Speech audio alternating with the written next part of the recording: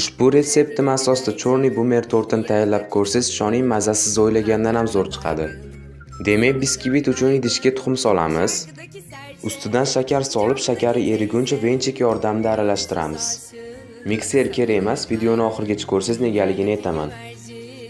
Ketidan o'simlik yog'i, so'ng razrixlitel vanilin chayniy soda solamiz. To'liq retsept opisaniyada. Endi yaxshilab aralashtiramiz. So'ngra ustidan sut solamiz va bir xil massa bo'lguncha aralashtiramiz.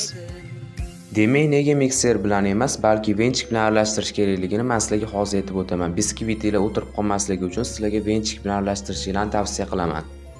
Endi suyuq massa ustidan kakao solib aralashtiramiz.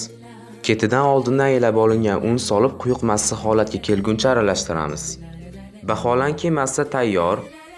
Endi o'zimiz xohlagan qolipga quyib, 180 darajada qizigan duxovkaga 20-25 minutga pishirishga yuboramiz.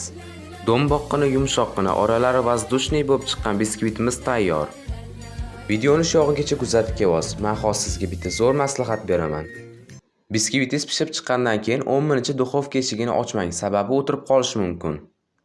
Endi oldindan tayyorlangan kremni biskvitimizga surtib olamiz. Krem tayyorlanish to'liq retsept opisaniyada. Endi tortimizni oldindan tayyorlab olingan kroshka bilan yaxshilab yasatib chiqamiz. Tort tayyor.